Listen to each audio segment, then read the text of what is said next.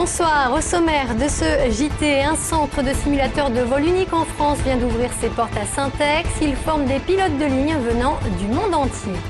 La Confluence, un quartier qui n'est pas réservé uniquement aux riches, pour preuve la construction d'une pension de famille financée par l'association Habitat et Humanisme. Et puis on reste à la Confluence où le chantier du futur musée avance à grands pas. La date d'ouverture au public a même été annoncée, ce sera en juin 2014. Piloter un Airbus A320 ou un Boeing 737, c'est ce que permet ce centre de simulateur de vol, un équipement destiné avant tout à la formation des pilotes de ligne. Une première en France, les explications de Jasmine Sorg et de Julien Leurette. Vous allez le reprendre, on va venir se poser ? Poser un A320, voilà une activité plutôt hors du commun à laquelle pourront prétendre entreprises et particuliers.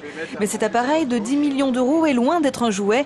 Il s'adresse en premier lieu aux pilotes souhaitant se former, ainsi qu'aux compagnies aériennes pour l'entraînement de leur personnel navigant. 14 compagnies ont déjà signé avec Air Campus. Les besoins de pilotes depuis 2 ans maintenant ont été validés pour l'année 2011 et les 15 prochaines années pour 25 000 nouveaux pilotes par an. Donc si vous voulez, il faut les former, il faut les entretenir et donc à ce moment-là, on a vraiment une place à prendre. Air Campus s'inscrit dans un projet plus global, Air Park, mené par l'aéroport. Avec 900 hectares encore disponibles, Saint-Exupéry entend par là s'agrandir, attirer les compagnies et développer un pôle d'affaires tourné vers l'international. L'implantation de ce type d'activité permet d'installer une activité très purement aéronautique sur un concept novateur sur l'aéroport. Donc pour nous, effectivement, c'est une des facettes particulières que nous recherchons en termes de modernité et d'efficacité.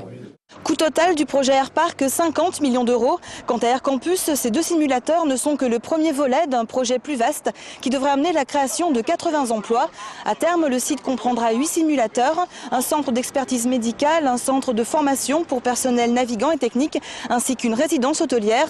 Objectif, développer une offre globale pour compagnies aériennes et pilotes, la seule privée au monde. 8 mois après son arrestation, Milorad Momic vient d'être extradé vers la Croatie. Sous le coup d'un mandat de recherche européen, le milicien serbe avait été arrêté à la Verpillière en janvier dernier. Il est soupçonné d'avoir participé à des exactions durant la guerre en ex-Yougoslavie, notamment à Srebrenica en 1995. Il devrait donc comparaître devant la justice croate pour crime de guerre.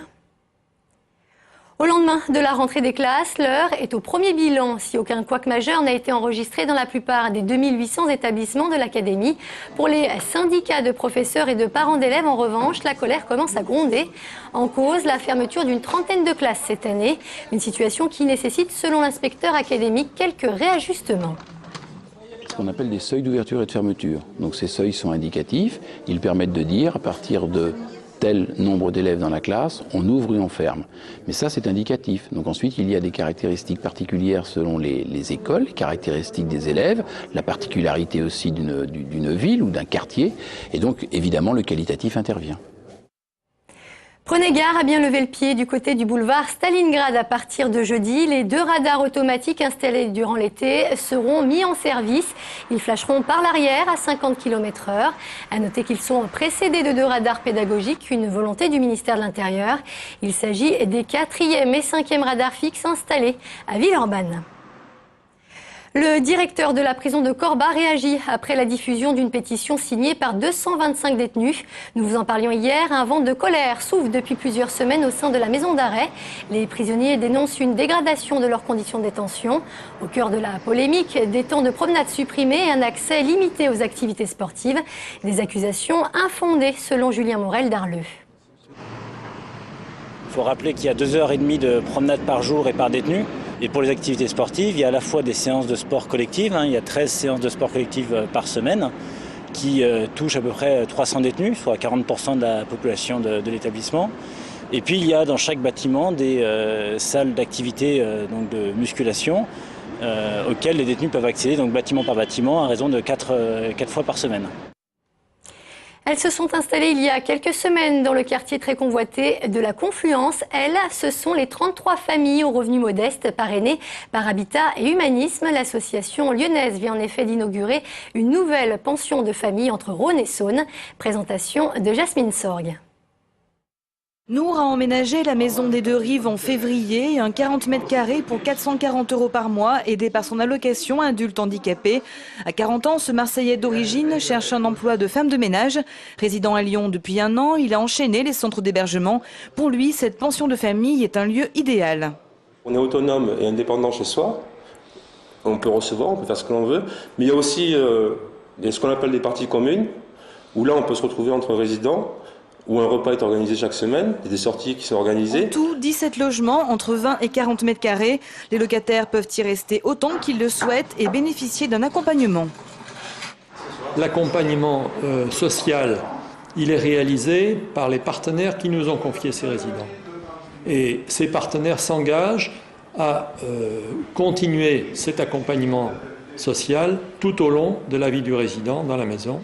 Une présence peut-être un peu étonnante dans ce nouveau quartier chic et design, Confluence, où justement deux mondes se rencontrent. Il y a eu une volonté politique, et cette volonté politique, elle n'est pas celle d'habiter à Mélisme. En fait, on a bénéficié de cette volonté politique de la part du maire, qui a fait en sorte que ce quartier soit aussi un quartier où des populations plus fragilisées trouvent leur place. Habitat et Humanisme loge en tout 1400 familles dans le Rhône. 2 nouvelles pensions comme celle-ci sont en projet pour 2013.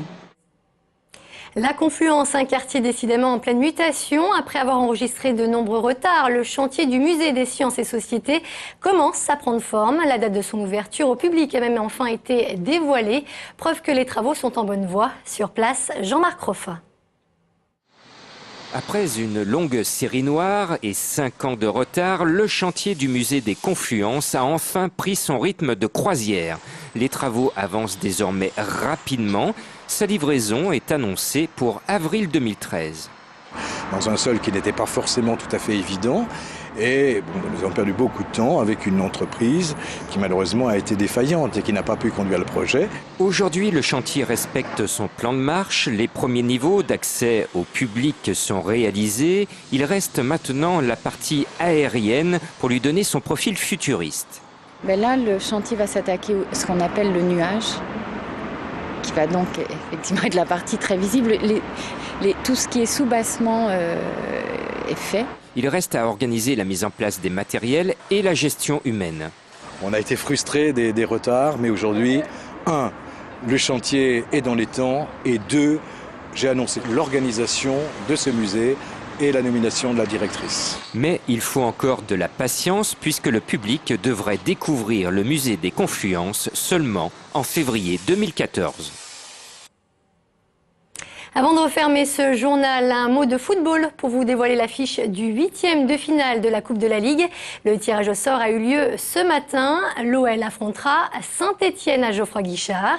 Une rencontre qui se disputera à la fin du mois d'octobre, quelques jours seulement avant le derby en championnat. Et c'est la fin de ce JT. Merci de nous avoir suivis. Très bonne soirée sur TLM.